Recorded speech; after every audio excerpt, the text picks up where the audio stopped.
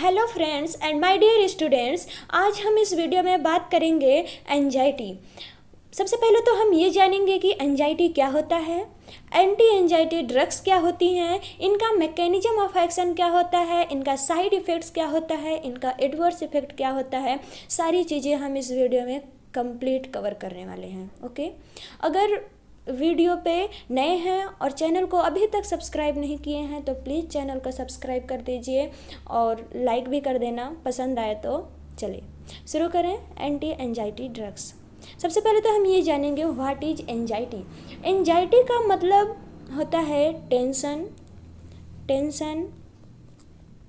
Worry यानी कि चिंता। ठीक है, ये सिंपल सा मतलब है। स्ट्रेस की वजह से भी एंजाइटी होता है, स्ट्रेस।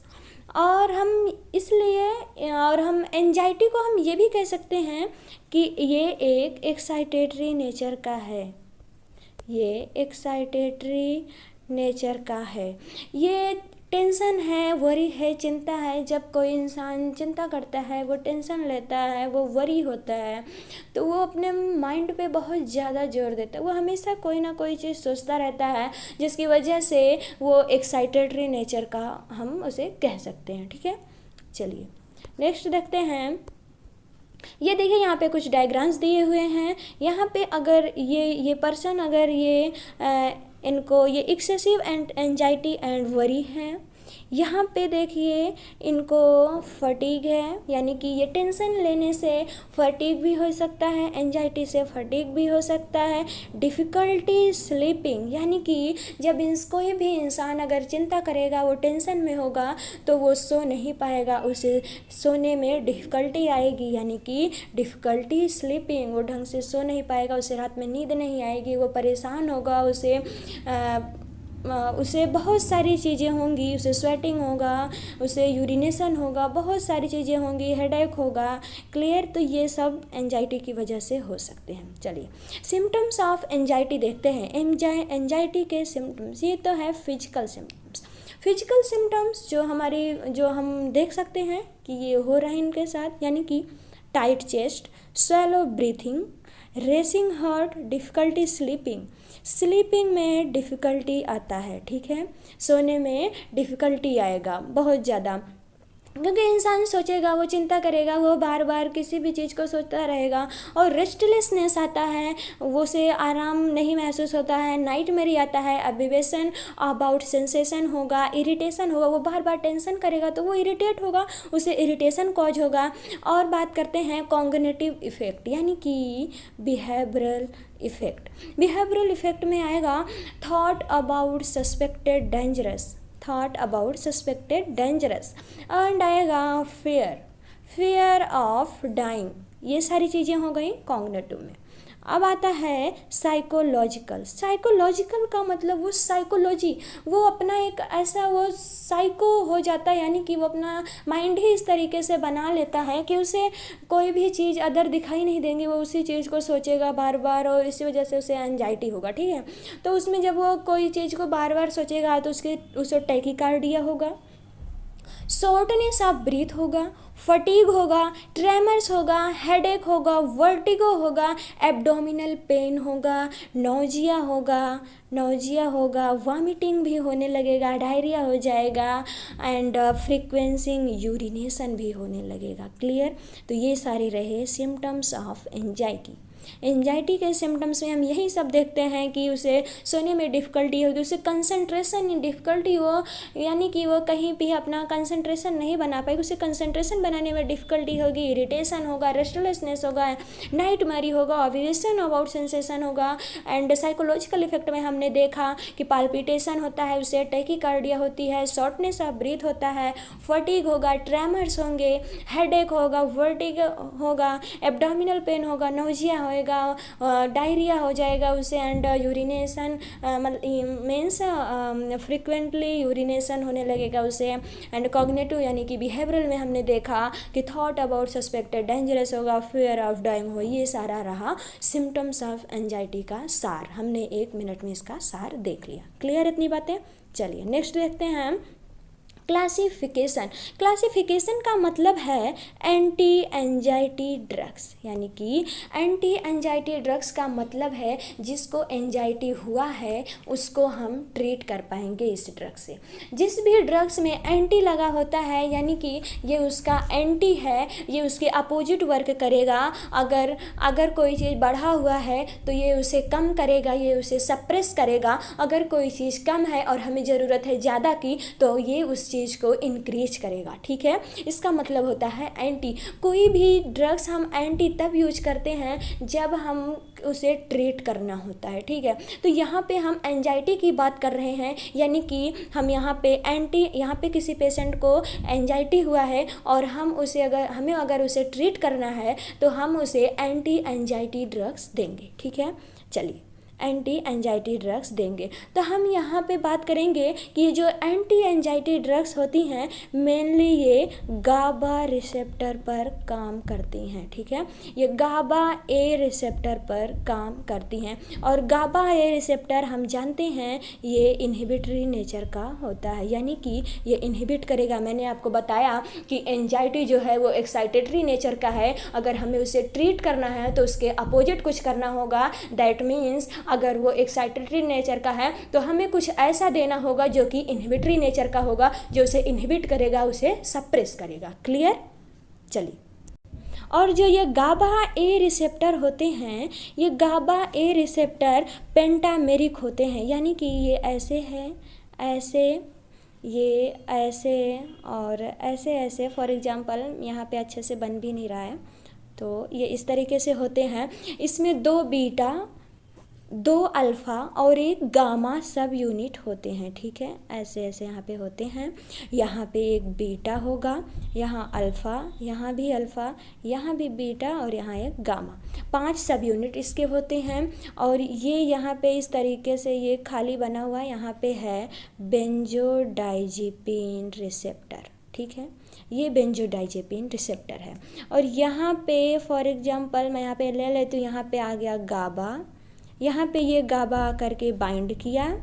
ठीक है, देखिए यहाँ पे ये गाबा आकर के बाइंड करता है और हम जानते हैं अगर गाबा बाइंड करेगा तो इसका मतलब है कि यहाँ पे माइनस चार्ज आएगा। माइनस चार्ज में यहाँ आता है क्लोराइड।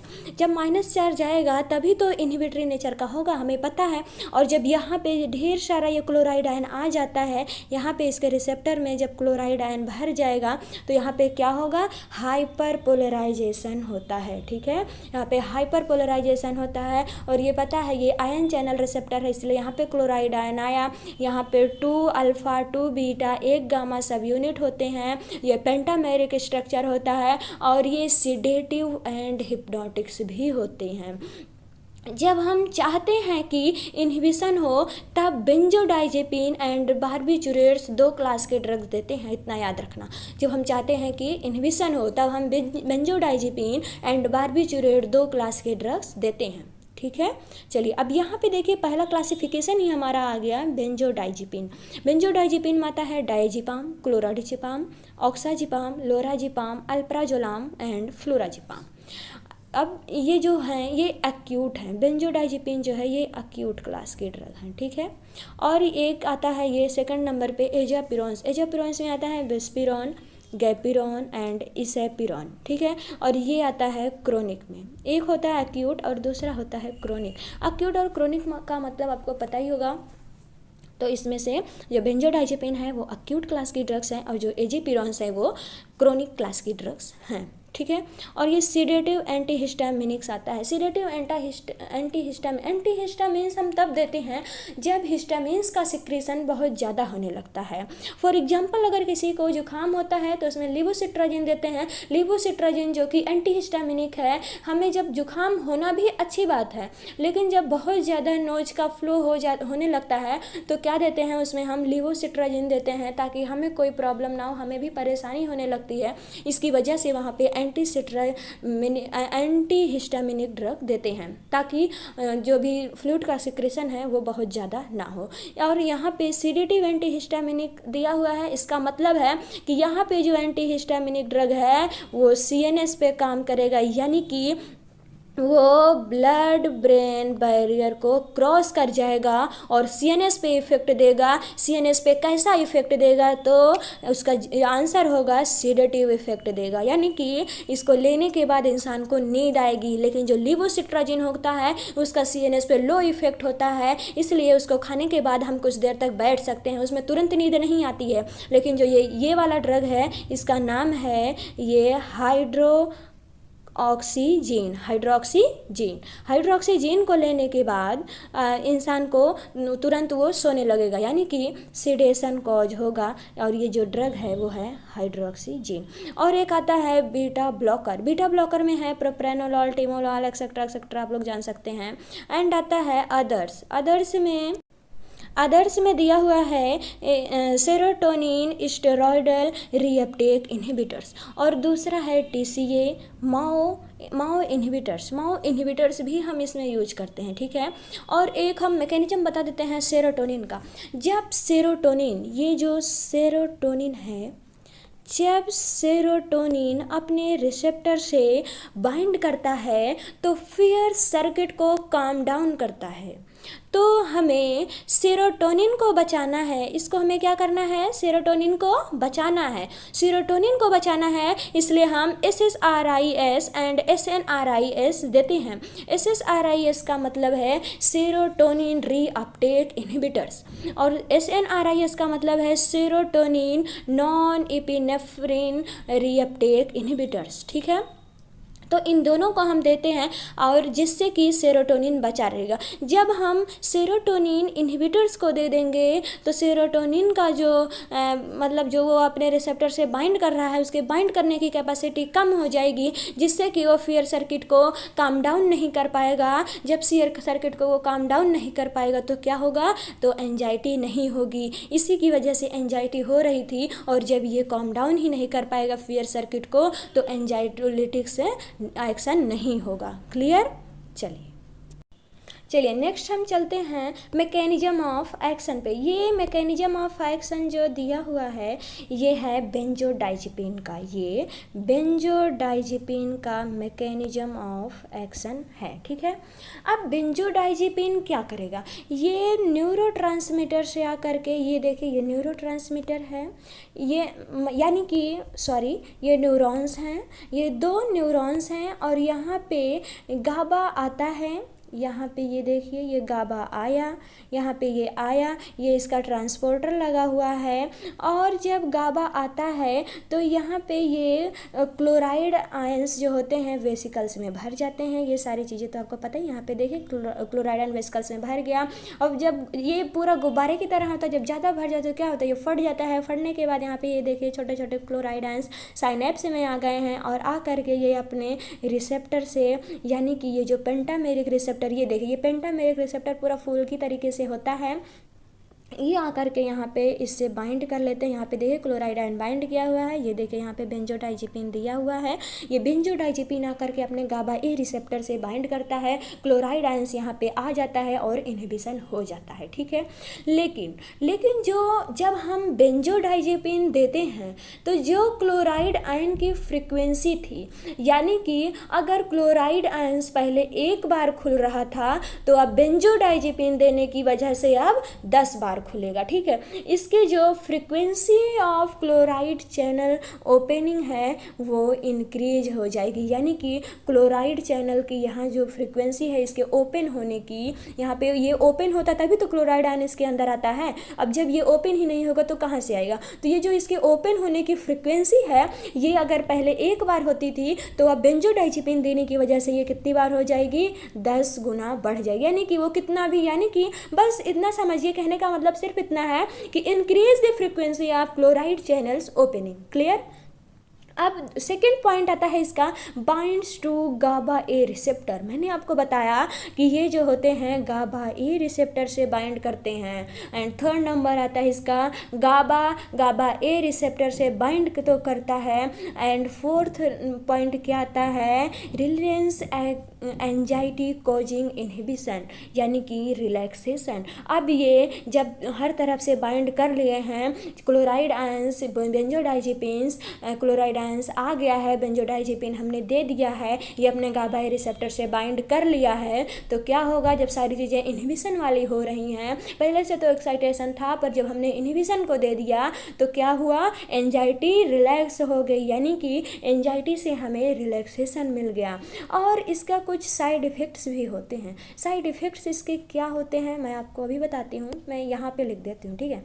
साइड इफ़ेक्ट इसके हो सकते हैं सिडेशन, मैंने आपको बताया सेंट्रल इफेक्ट पे काम करेंगे, सीएनएस पे काम करेंगे तो हो सकता है सिडेशन हो जाए, हिप्नोसिस हो, लाइट हेडनेस हो, कॉग्निटिव हो, इम्पेयरमेंट हो एंड इंक्रीज कैपेटिटाइट हो सकता है, ठीक है, और अल्ट्रेशन ऑफ सेक्सुअल भी हो सकता है। क्लियर, ये रहे इसके छोटे मोटे साइड इफ़ेक्ट। क्लियर, चलिए अब आगे बात करते हैं मैकेनिज्म ऑफ एक्शन ऑफ एजापिरॉन्स। ये है एजापिरॉन्स। एजापिरॉन्स में हमने ड्रग्स बताई थी बुस्पिरॉन, यानी कि जो हम एक ड्रग्स का आपका मैकेनिज्म ऑफ एक्शन बता रहे हैं तो इस क्लास में जितनी भी ड्रग्स आती हैं वो सब इसी मैकेनिज्म ऑफ एक्शन पे काम करते हैं, इसलिए हम सिर्फ एक एक का यूज कर रहे हैं, ठीक है। तो इसमें हमने लिया है बुस्पिरॉन, ठीक है, यहाँ पे क्या लिया, बुस्पिरॉन, हमने जो आपको बताया था। क्लियर, चलिए अब यहाँ पे ये देखिए, यहाँ पे इसका एक्शन, मेन एक्शन ये देखिए, यहाँ पे ये साइनेप्टिक वेसल्स हैं, वेसल्स में सारे आयंस भरे हुए हैं। यहाँ पे सेरोटोनिन को हम 5-HT भी बोलते हैं, सेरोटोनिन को हम 5-HT लिखते हैं, ठीक है। सेरोटोनिन से इसमें भरा हुआ है, जब वेसिकल्स फटता है सेरोटोनिन यहाँ साइनेप्स में आ जाता है, यहाँ इसके रिसेप्टर हैं, ये अपने रिसेप्टर से यहाँ पे ये देखिए ये यहाँ पे ऐसे बाइंड करता है, लेकिन ये पार्शियल एगोनिस्टिक एक्शन सेरोटोनिन पर देता है। यहाँ देख लीजिए ये लिखा हुआ है पार्शियल एगोनिस्ट, ये सेरोटोनिन जो होता है वो पार्शियल एगोनिस्टिक एक्शन देता है, ठीक है। और नॉन सेडेटिव क्रोनिक एंजाइटी ये होता है, ये इसको हमने क्रोनिक में रखा था तो इसलिए यहाँ पे नॉन सेडेटिव होता है, एंड क्रोनिक एंजाइटी भी इसकी वजह से हो सकता है, माइल्ड मॉडरेट एंजाइटी भी होता है। क्लियर, चलिए अब इसके साइड इफ़ेक्ट की बात कर लेते हैं। तो साइड इफ़ेक्ट में वही छोटे मोटे साइड इफ़ेक्ट, नोजिया, नोजिया हुआ, वॉमिटिंग हो गया, डिजीनेस हुआ, हेडेक हुआ, लाइट हेडनेस हो गया। क्लियर, इतनी सारी चीज़ें इसके साइड इफ़ेक्ट में आती हैं।